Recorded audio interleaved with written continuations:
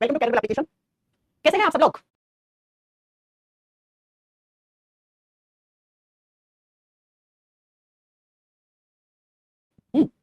आओ भाई, सूरज कुमार आ चुके हैं, केशव वर्मा आ चुके हैं,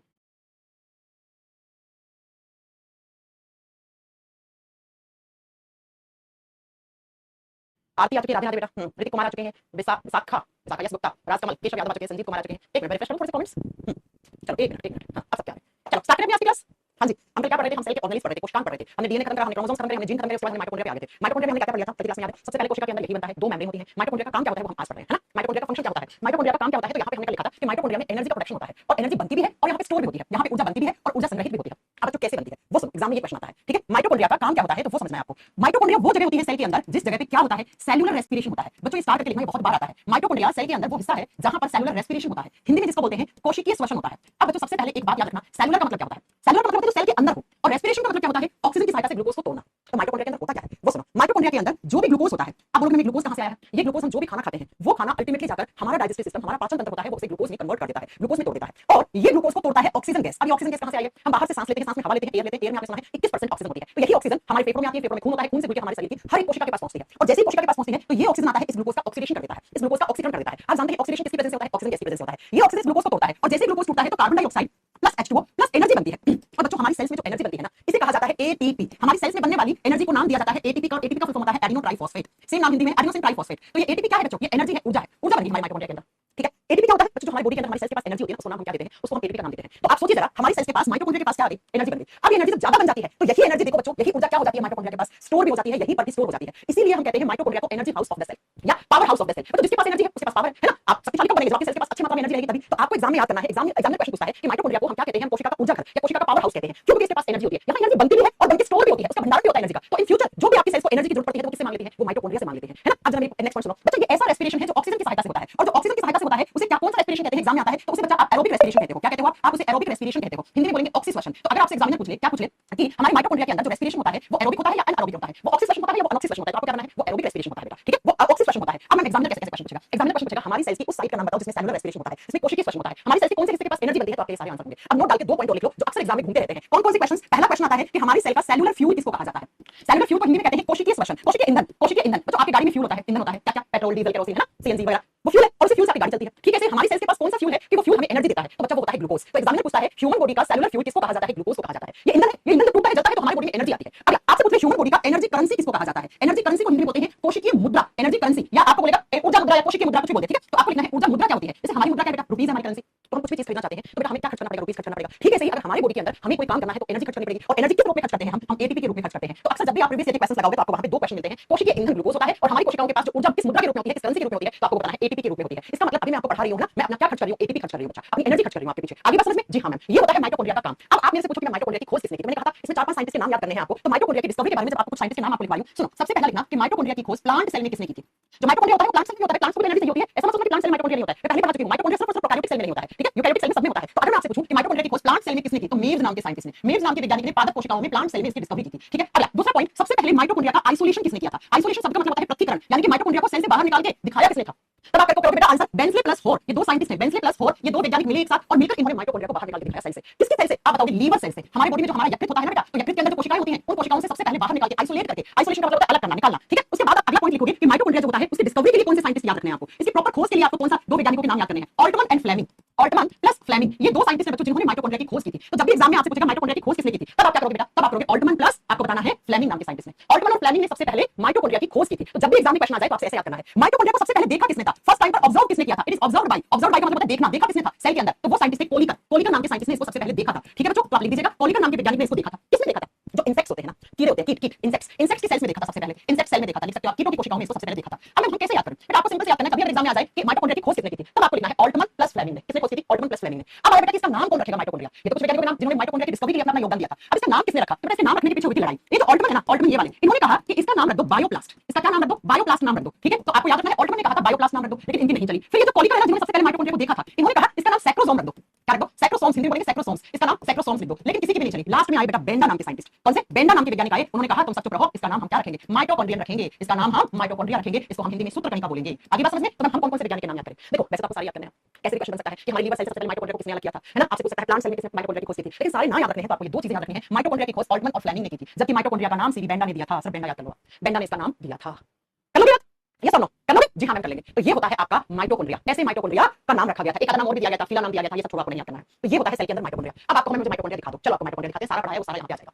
ये रहा आपका माइटोकॉन्ड्रिया। अब इसमें क्या क्या लिखा हुआ है वो देखो। माइटोकॉन्ड्रिया के दो झिल्लियां होती हैं, कल की क्लास में पढ़ाया था, इनर वाली मेम्ब्रेन, आउटर वाली मेम्ब्रेन, अंदर वाली झिल्ली, बाहर वाली झिल्ली, ठीक है। उसके बाद देखो माइटोकॉन्ड्रिया में खुद का राइबोसोम होता है, जी हां मैम 70S होता है। माइटोकॉन्ड्रिया के पास खुद का डीएनए होता है, गोल, ये देखो गोल दिखा रखा है, जी हां मैम। माइटोकॉन्ड्रियन डीएनए को एमडीएनए भी कहा जाता है, हां जी आप याद रखना। यहां पे लिखा हुआ है एटीपी सिंथेसिस पार्टिकल्स। आगे चलते ऑटोमेटिक सब स्टॉप हो गया था, फिर वापस से मैंने की चेंज करके क्लास लगाई है, ठीक है। अभी चलिए क्लास तो स्टार्ट करते हैं अपन। तो ये होता है बच्चों माइटोकॉन्ड्रिया। तो आज के बाद आपसे माइटोकॉन्ड्रिया पूछे कौन सा टाइप का राइबोसोम होता है, कौन सा टाइप का डीएनए होता है कि नहीं होता है, माइटोकॉन्ड्रिया में मेम्ब्रेन कितनी होती है, क्या काम करता है, इसका काम क्या होता है, कौन से सेल में होता है, कौन से में नहीं होता है, ये सारे हमने देख लिए हैं, ठीक है। अब बात करते हैं नेक्स्ट सेल का कंपोनेंट। माइटोकॉन्ड्रिया के बाद अगला हमें पढ़ना है किसके बारे में, राइबोसोम के बारे में। तो नेक्स्ट लिखेंगे अपन माइटोकॉन्ड्रिया के बाद अगला लिखना है हमको राइबोसोम, जिसको हिंदी में भी हम राइबोसोम भी कहते हैं। तो लिखिए जरा माइटोकॉन्ड्रिया के बाद नेक्स्ट क्लास चल रहा है बेटा, कोई प्रॉब्लम नहीं है क्लास चलने में। अगला माइटोकॉन्ड्रिया के बाद नेक्स्ट लिखना है आपको cell component is ribosome. Ribosomes लिख लो, एस लगा दो, बहुत सारे होते हैं राइबोसोम्स। तो लिखिए राइबोसोम्स। बच्चों एग्जाम में जैसे जैसे माइटोकॉन्ड्रिया पढ़ाएंगे ठीक वैसे ही हमें राइबोसोम्स के बारे में पढ़ना है। क्या होता है राइबोसोम, कौन से सेल में होता है, कौन से सेल में नहीं होता है, क्या काम करता है राइबोसोम, है ना, ये सारी चीजें हमें पढ़नी है। अब जरा पढ़ते हैं राइबोसोम के बारे में। सबसे पहला पॉइंट, राइबोसोम शब्द का मतलब क्या होता है वो समझो बच्चों। बच्चों राइबो शब्द का मतलब हमेशा आरएनए होता है, याद है ना, आरएनए की फुल फॉर्म क्या थी, याद होगा। और सोम शब्द का मतलब हमेशा होता है ग्रेन्यूल, और ग्रेन्यूल का मतलब होता है कण, छोटे छोटे कण। हमारी सेल्स में ऐसे छोटे छोटे डॉट पार्टिकल्स होते हैं, ऐसे कण होते हैं, इन्हीं कणों को हम राइबोसोम्स कहते हैं, इन्हीं को हम राइबोसोम्स कहते हैं। तो आइए सबसे पहले आपको लिखना है कि ये राइबोसोम्स जो होते हैं इसकी डिस्कवरी किसने की थी। यहाँ पर सिर्फ एक वैज्ञानिक का नाम याद करना है हमें, पेलाडे। पेलाडे ने ही इसकी खोज की थी, पेलाडे नाम के वैज्ञानिक ने राइबोसोम की खोज की थी। और पता है पेलाडे जी ने क्या कहा, इन्होंने कहा जब मैंने इतनी बड़ी खोज की है तो क्या करें हम, तो हम इसका नाम मैं अपने नाम पे रखना चाहता हूं। तो इन्होंने रख दिया पहले नाम राइबोसोम का पेलाडे ग्रेन्यूल्स। पहले क्या नाम रखा, पेलाडे ग्रेन्यूल्स नाम रखा कि पेलाडे के नाम पे पेलाडे के कण लिख देते हैं। उसके बाद इसी का नाम चेंज करके इन्होंने ही इसका नाम चेंज करके क्या कर दिया था, राइबोसोम्स कर दिया था। पहले ये नाम रखा, उसके बाद इसी का नाम चेंज करके नया टर्म दे दिया, राइबोसोम नाम दे दिया, ठीक है। आगे बस समझ में क्लास चल रही है बेटा, चल रही है बच्चों, कोई प्रॉब्लम नहीं है क्लास चलने में। तो राइबोसोम्स की खोज पेलाडे ने की थी। राइबोसोम्स किसके बने होते हैं, तो नेक्स्ट लिखो they are made up of RNA plus protein. ये किसके बने होते हैं बेटा, आरएनए प्लस प्रोटीन के बने होते हैं। अब आप मुझे बता दो कि जहां पर आरएनए होता है तो आरएनए का काम क्या होता है। अब आप मुझे बताओगे, मैंने कल की क्लास में पढ़ाया था आरएनए क्या काम करता है, बहुत अच्छे से लिखवाया था, ठीक है। अगर किसी बच्चे को प्रॉब्लम हो रहा है तो एक बार वापस एग्जिट करके एंटर कर ले, क्लास चल रही है प्रॉपर, क्लास बिल्कुल सही चल रही है, ठीक है। अब बात करते हैं राइबोसोम के बारे में। Ribosome is the smallest cell organelle. बच्चों ये जितने भी आप सेल के हिस्से पढ़ रहे हो ना, माइटोकॉन्ड्रिया, लाइसोसोम, राइबोसोम, आप जानते हैं इनमें सबसे छोटा कौन होता है, सबसे छोटा राइबोसोम होता है। सबसे छोटा कोशिकांग है, कोशिका का अंग, यानी कि mitochondria, ribosome, lysosome, Golgi body, endoplasmic reticulum, इन सब में सबसे छोटा कौन सा होता है, तो आप क्या बताओगे, वो राइबोसोम होता है। Ribosome is the smallest component of cell, ribosome is the smallest cell organelle. Ribosome सबसे छोटा कोशिकांग होता है, कोशिकांग का मतलब होता है कोशिका का अंग, ठीक है। नेक्स्ट अगला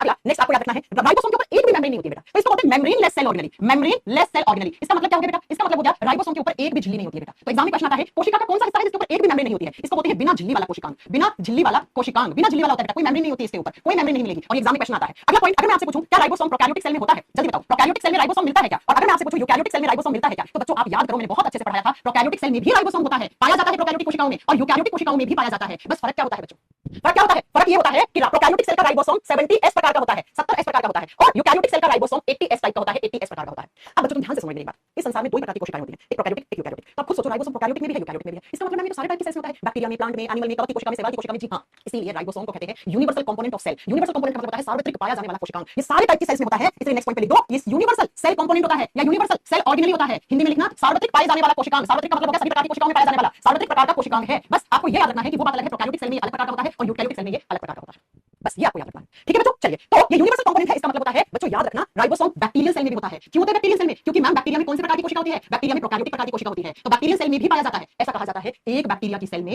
1000 से भी राइबोसोम ज्यादा हो सकते हैं। बस आपको ये लिखना है ये बैक्टीरियल सेल में भी प्रेजेंट होता है, पाया जाता है, उपस्थित होता है। प्लांट, एनिमल, एल्गी, है ना, फंगस, इनकी सेल्स में भी होता है, क्योंकि इन सब में यूकैरियोटिक सेल होती है, इन सब में यूकैरियोटिक कोशिकाएं होती है ना। बात आई समझ में। अब बात करते हैं बच्चा राइबोसोम जो होता है वो दो प्रकार का होता है। अभी आपको इसकी फोटो दिखाऊंगी, पहले समझ लो बाद में आपको लिखाएंगे। राइबोसोम दो प्रकार का होता है। पहला जो राइबोसोम होता है उसको बोलते हैं 70S टाइप ऑफ राइबोसोम, और दूसरा होता है उसको बोलते हैं 80S टाइप का राइबोसोम। पढ़ने वाली चीज है कि मैं यहाँ पर S का मतलब क्या होता है बेटा, यहाँ पे S का मतलब दो होते हैं। इस S का मतलब होता है स्वेडबर्ग। क्या मतलब होता है, स्वेडबर्ग। हिंदी में सेम नाम है स्वेडबर्ग बेटा। स्वेडबर्ग नाम के वैज्ञानिक ने ये बताया था कि राइबोसोम दो प्रकार का होता है, 70S 80S। अब दूसरे इस S का मतलब मैं सब समझा रही हूं, आपको लिखना नहीं, एग्जाम में कभी नहीं आता है। दूसरे इसी S का दूसरा मीनिंग होता है सेडिमेंटेशन कोएफिशिएंट। किस राइबोसोम को सेंट्रीफ्यूगेशन मशीन में कितना जल्दी किस आरपीएम पे हम रखें, कितने आरपीएम पे रखें कि वो जल्दी आइसोलेट हो जाए। खैर ये सब छोड़ो, ये बायोटेक्नोलॉजी पढ़ा जाता है, आपके एग्जाम में आएगा तो आपको सिर्फ इतना पता होना चाहिए। इस S का मतलब होता है स्वेडबर्ग। क्या मतलब होता है स्वेडबर्ग, स्वेडबर्ग एक वैज्ञानिक का नाम है जिसने 70S और 80S को बताया था। अब मैं अगर आपसे पूछूं 70S राइबोसोम किस किस में होता है, तो फटाक से आप लोग पढ़ो, आप लोग बताओ जल्दी से, आप मुझे पढ़ाओ, अभी तो पढ़ाया मैंने। 70S राइबोसोम किस में होता है, बैक्टीरियल सेल में। जितने भी इस यूनिवर्स में संसार में जीवाणु हैं उन जीवाणुओं की कोशिकाओं में कौन से प्रकार का राइबोसोम होता है, 70S प्रकार का राइबोसोम होता है।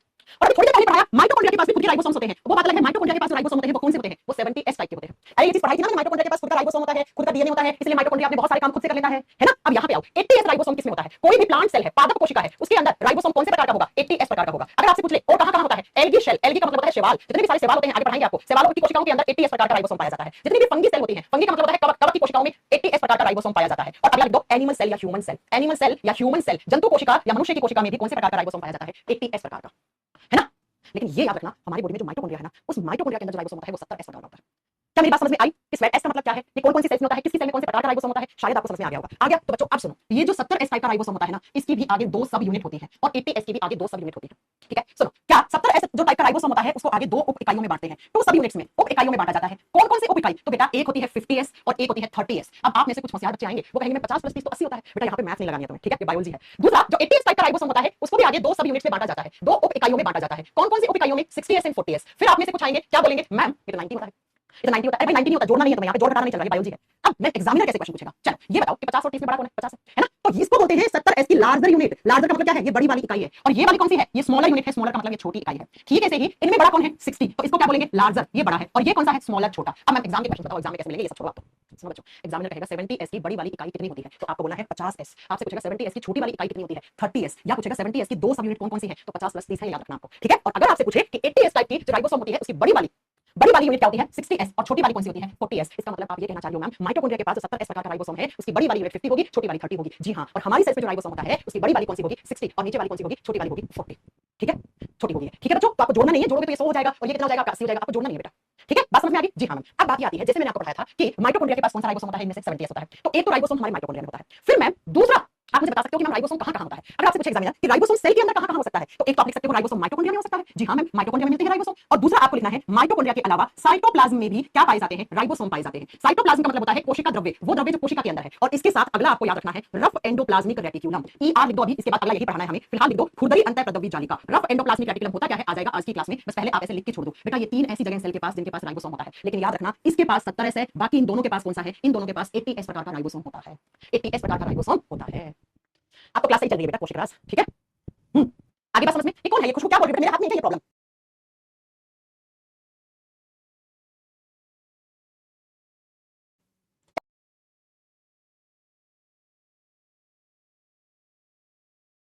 क्या कह रही हो, आपकी क्लास में प्रॉब्लम आती है बेटा, बस आप टीचर की क्लास में प्रॉब्लम आती है। ठीक है, कोई नहीं रुकी, आपको क्लास एकदम सही चल रही है। कौन कह रहा है ये रुकी क्लास, क्या मुझे सामने सिस्टम पे दिखता नहीं है क्लास रुकती है तो? हाँ, कौन कह रहा है ये? छोटी मोटी प्रॉब्लम आती है बेटा, टीचर क्लास में खड़ा है, पहले लेक्चर तो पढ़ाना ही है ना, मुझे तो पढ़ाना ही है, मैं पढ़ाऊंगी तो बेस्ट फिनिश होगा। कैसे बातें करते हो, हम आपकी क्लास में प्रॉब्लम आती है बेटा, तो मेरी क्लास मत करो, यही ऑप्शन है, फिर यही ऑप्शन है। मेरी क्लास में प्रॉब्लम आई, सोमवार को बढ़िया से क्लास ली, मंगलवार को बढ़िया से क्लास ली, आज बुधवार को सिर्फ 2 मिनट के लिए प्रॉब्लम आई, उसको सॉल्व करवा दिया मैंने तुरंत टेक्निकल टीम को फोन करके। इसमें क्या हो गया, मेरे हाथ की बात है, मैं कैसे ठीक कर सकती हूँ इस प्रॉब्लम को, मैं तो खुद चाहती हूँ ये प्रॉब्लम आई नहीं मेरी क्लास में, लेकिन कभी आ जाती है तो क्या करता है टीचर है बेटा, मैं बहुत डेडिकेटेड टीचर हूँ, मैं आप लोगों से प्रॉब्लम सुनने नहीं आई हूँ। ठीक है, मैं एक बार क्लास में आ गई, मैं चाहती हूँ पढ़ा के अच्छे से कंटेंट देके मैं क्लास से बाहर निकलूं, लेकिन कुछ चीजें मेरे हाथ में नहीं होती है, उनको रोक पाना। चलो अब तो राइबोसोम कहां-कहां होते हैं, कितने टाइप के होते हैं, इतनी बात आते हैं पहले। अब बात आती है राइबोसोम करता क्या है, राइबोसोम करता क्या है, इसको कहते क्या है, राइबोसोम का फंक्शन क्या है बेटा। राइबोसोम का काम होता है सेल के अंदर प्रोटीन बनाना, इसका काम होता है protein making and protein synthesis. Ribosome का काम होता है protein making and protein synthesis. ठीक है, protein making plus protein synthesis, इनमें से कोई भी शब्द आपको आ जाए तो आपको राइबोसोम करके आना है। अच्छा मैं आपको एक ट्रिक बता देती हूँ, जब भी एग्जाम में आए राइबोसोम का काम या राइबोसोम के बारे में हमेशा ऑप्शन में प्रोटीन मिलेगा ही मिलेगा। ठीक है, तो आप लिख सकते हो राइबोसोम का काम होता है प्रोटीन बनाना और उसका संश्लेषण करना, प्रोटीन बनाना और उसको एक्टिव करना, उसको अपनी जगह पहुंचाना, उसका संश्लेषण करना। अब आप मेरे से पूछोगे कि मैम राइबोसोम भी प्रोटीन क्यों बनाता है, राइबोसोम प्रोटीन क्यों बनाता है, तो ये देखो मैंने अभी बताया था राइबोसोम किसके बने हुए होते हैं, आरएनए के। राइबोसोम के पास आरएनए है, और कल की क्लास जरा याद करो, हमने कहा था आरएनए क्या करता है, प्रोटीन बनाता है। आरएनए क्या करता है, प्रोटीन बनाता है, डीएनए से आरएनए बनता है, आरएनए से प्रोटीन बनता है, आरएनए से प्रोटीन बनना क्या कहलाता है, मैंने आपको पढ़ाया था कल की क्लास में, क्या कहलाता है बताओ जरा, मैं उसको ट्रांसलेशन कहते हैं, उसको अनुवादन कहते हैं। तो बच्चों राइबोसोम सेल की वो जगह है जो प्रोटीन बनाती है, इसीलिए इसका राइबोसोम का दूसरा नाम क्या होता है, इसको बोलते हैं प्रोटीन फैक्ट्री ऑफ सेल। ये प्रोटीन बनाने वाली फैक्ट्री है। जैसे बच्चों थोड़ी देर पहले पढ़ाया माइटोकॉन्ड्रिया का काम क्या है, एनर्जी बनाना और उसको स्टोर करना, ऊर्जा बनाना और उसका संग्रहण करना। ठीक है, ही ये वो फैक्ट्री है जो सेल के अंदर क्या बनाती है, प्रोटीन बनाती है, तो इसको प्रोटीन फैक्ट्री कहते हैं बच्चा सेल की। तो अगर एग्जाम में क्वेश्चन आ जाए माइटोकॉन्ड्रिया का काम क्या है, ऊर्जा बनाना और उसको स्टोर करना, राइबोसोम का क्या काम है, प्रोटीन बनाना बच्चा। ये प्रोटीन बनाने वाली फैक्ट्री होती है, जैसे प्लास्टिक फैक्ट्री होती है, वहां प्लास्टिक बनता है, जहां प्रोटीन बनेगा तो प्रोटीन फैक्ट्री है। तो ये कौन सी फैक्ट्री है, ये प्रोटीन बनाने वाली फैक्ट्री होती है। आई मेरी बात समझ में, आई मेरी बात समझ में है ना। अब मैं फोटो दिखाऊं, अब मैंने इतना पढ़ाया ना, अब डायग्राम दिखाऊंगी, आप तुरंत बताओगे। चलो आओ जरा एक फोटो दिखाती हूं, ये रहा राइबोसोम, देखो ये रहा राइबोसोम। अब इस राइबोसोम में देखो बेटा, राइबोसोम की 2 यूनिट होती है, अभी पढ़ाया मैंने है ना। ये देखो क्या लिखा हुआ बेटा, इसको दिखा रखा है राइबोसोम स्मॉल यूनिट, स्मॉल का मतलब ये छोटी वाली इकाई होगी। अब अगर ये राइबोसोम 70S प्रकार का है तो इसकी छोटी वाली कौन सी है, ये 30, और ये वाली कौन सी है, ये राइबोसोम की लार्ज यूनिट है, बड़ी वाली इकाई है। तो अगर ये 70S है तो इसकी बड़ी वाली इकाई क्या हो जाएगी, 50S हो जाएगी। और अगर मैम ये वाला राइबोसोम 80S प्रकार का है तो बड़ी वाली कौन सी हो जाएगी, 60, और छोटी वाली कौन सी हो जाएगी, 40। तो ऐसे होते हैं राइबोसोम्स। ये राइबोसोम में बेटा ग्रेन्यूल होता है, छोटा सा कण होता है। यहाँ पे दिखा रखा है अमीनो एसिड। मैम यहाँ पे अमीनो अम्ल क्यों लिखा हुआ है, तो मैं आपकी जनरल नॉलेज के लिए बता देती हूँ क्या बेटा कि प्रोटीन की सबसे छोटी इकाई क्या होती है, प्रोटीन की सबसे छोटी इकाई अमीनो एसिड होती है, अमीनो अम्ल होता है। प्रोटीन जिन छोटी छोटी इकाइयों से मिलकर बना हुआ होता है उसे क्या कहते हैं, उसे अमीनो एसिड कहते हैं। जैसे छोटी छोटी बूंदी होती है, उनको आप जोड़ते हो तो एक लड्डू बन जाता है। ठीक है, ऐसे ही छोटे छोटे अमीनो एसिड होते हैं, देखो 1 2 3 4 5 ऐसे अमीनो एसिड है ना। तो ये अमीनो एसिड जुड़कर एक बड़ा सा मॉलिक्यूल बनाएंगे, उसको क्या बोलोगे आप, प्रोटीन बोलोगे। क्या बोलोगे आप, प्रोटीन बोलोगे। तो इसीलिए यहाँ पे अमीनो एसिड लिखा हुआ है बच्चों। तो आज के बाद अपने नोट्स में लिखना प्रोटीन की सबसे छोटी इकाई अमीनो अम्ल होती है, अमीनो अम्ल is the basic unit of protein, इसलिए यहाँ पर अमीनो एसिड लिखा हुआ है। ठीक है, हाँ जी मैम ठीक है। अब बच्चों ध्यान से समझना, ये प्रोटीन की बड़ी वाली इकाई, सॉरी राइबोसोम की बड़ी वाली इकाई है, ये छोटी वाली है। और ये बीच में देखो आपको एक क्या जुड़ा हुआ, एक तार सा दिख रहा है, ये तार सा दिख रहा है, पता है ये क्या होता है, ये mRNA होता है। राइबोसोम की दो इकाइयां आपस में कौन से आरएनए की हेल्प से जुड़ी हुई होती हैं? एमआरएनए की हेल्प से। अब मुझे कमेंट करके बताओ एमआरएनए का फुल फॉर्म क्या होता है, और मैं आपको ये यहाँ पर नोट्स में बनाकर बता देती हूँ, ठीक ऐसे ही आप भी बना लीजिएगा अपने नोट्स। ये राइबोसोम की बड़ी वाली इकाई है, ये राइबोसोम की छोटी वाली इकाई है, और दोनों इकाइयां ऐसे एक स्ट्रक्चर से जुड़ी हुई होती हैं, एक आरएनए से जुड़ी हुई होती हैं, और इस आरएनए को बोलते हैं एमआरएनए। तो एग्जामिनर कैसे क्वेश्चन पूछेगा? एग्जामिनर क्वेश्चन पूछेगा राइबोसोम की दो इकाई कौन से आरएनए की सहायता से जुड़ी हुई होती है, तो आपका वहां पर आंसर होगा एमआरएनए की सहायता से जुड़ी हुई होती है।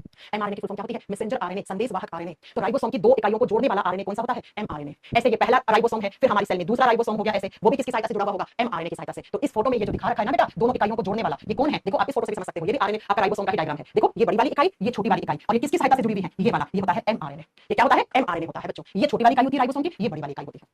क्या मेरी बात समझ में आई? समझ में आई? तो राइबोसोम के बारे में क्या पढ़ाया हमने? राइबोसोम सेल के अंदर सबसे छोटा होता है, इसकी खोज पेलाडे ने की थी, इसका नाम भी पेलाडे ने रखा था। राइबोसोम प्रोकैरियोटिक यूकैरियोटिक दोनों प्रकार की कोशिकाओं में होता है। प्रोकैरियोटिक कोशिका में हमेशा 70 प्रकार का राइबोसोम होता है, और यूकैरियोटिक में हमेशा 80 प्रकार का राइबोसोम होता है। कोई भी माइटोकॉन्ड्रिया है उसके अंदर 70 प्रकार का राइबोसोम होता है, जबकि साइटोप्लाज्म और जो हमारा क्या आप बताओगे बेटा एंडोप्लाज्मिक रेटिकुलम होता है, उसके ऊपर जो राइबोसोम होते हैं वो 80 प्रकार के होते हैं। 70 को आगे 2 सब यूनिट में डिवाइड करते हो, और 80 को भी आगे आप चलकर 2 यूनिट में डिवाइड करते हो। राइबोसोम के ऊपर रहती है बड़ी वाली यूनिट, नीचे रहती है छोटी वाली यूनिट, और इनको जोड़ता कौन है? एमआरएनए। राइबोसोम की फुल फॉर्म क्या होती है? आरएनए प्लस प्रोटीन या आरएनए प्लस प्रोटीन ग्रैन्यूल्स। तो राइबोसोम के पास आरएनए है, तो ये क्या काम करता है? ये प्रोटीन बनाता है। तो हमारी सेल का वो हिस्सा जहां पे प्रोटीन बनता है उसको हम क्या कहते हैं? राइबोसोम कहते हैं। इसीलिए एग्जामिनर पूछता है सेल के कौन से हिस्से को प्रोटीन फैक्ट्री कहते हैं? ये वो फैक्ट्री होती है जहां पर क्या? जहां पर प्रोटीन बनता है, इसलिए हम इसको कहते हैं it is the site for protein making and protein synthesis. यह वो जगह है जिसके ऊपर क्या बनता है? प्रोटीन बनता है, और प्रोटीन का संश्लेषण भी होता है, और ऐसा होता है राइबोसोम। आज के बाद कोई आपसे पूछे किसका डायग्राम है, ये क्या है, तो आपको बताना है ये राइबोसोम की बड़ी वाली इकाई है, ये छोटी वाली है। राइबोसोम प्रोटीन बनाता है, प्रोटीन किससे बनता है? Amino acid. तो ऐसे अमीनो एसिड बनते हैं बहुत सारे, फिर जाकर एक बड़ा सा प्रोटीन बनता है, और राइबोसोम में हमेशा ऊपर बड़ी वाली इकाई होती है, नीचे छोटी वाली इकाई होती है। दो राइबोसोम किसकी सहायता से जुड़े हुए होते हैं? एमआरएनए की सहायता से जुड़े हुए होते हैं।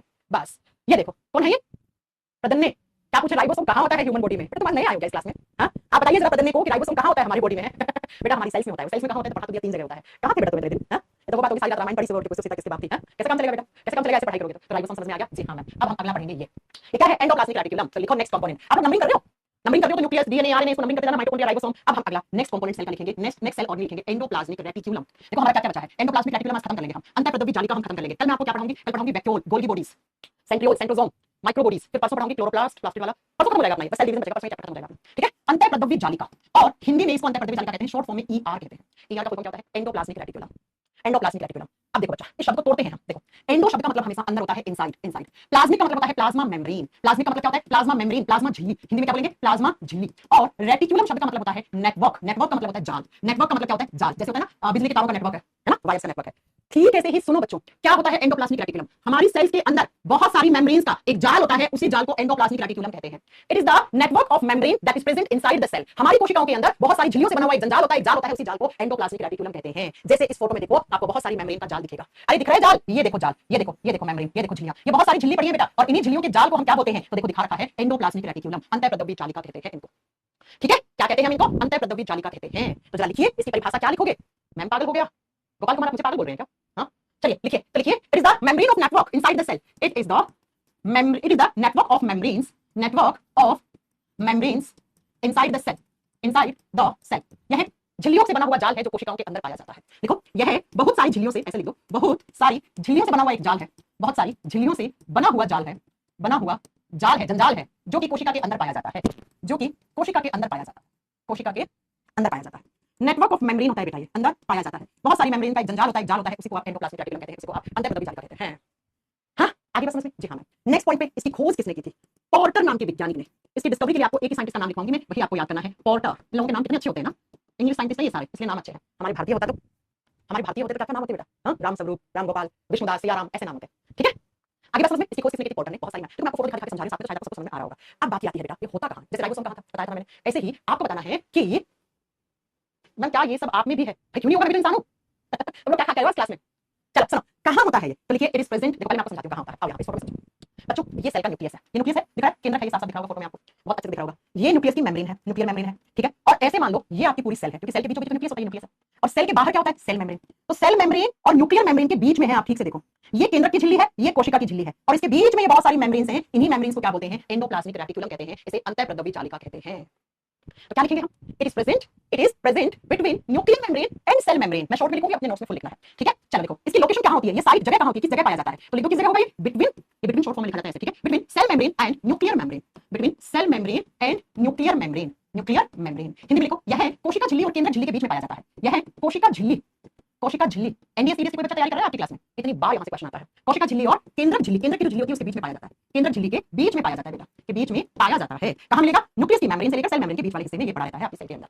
इसको क्या कहते हैं? Nuclear membrane. त्रिलोक कुमार कह रहे हिंदी बोलो बेटा, साइट को जगह बोलते हैं, डिस्कवरी को खोज बोलते हैं, पोर्टर को हिंदी में पोर्टर बोलते हैं, इस लाइन को हिंदी में ये बोलते हैं, इस लाइन को हिंदी में ये बोलते हैं, इसको ये बोलते हैं, इसको ये बोलते हैं, इसको ये बोलते हैं। इससे ज्यादा तो मैं आपको हिंदी की क्लास पढ़ा सकती हूं, है ना? इससे ज्यादा मैं कुछ नहीं कर सकती।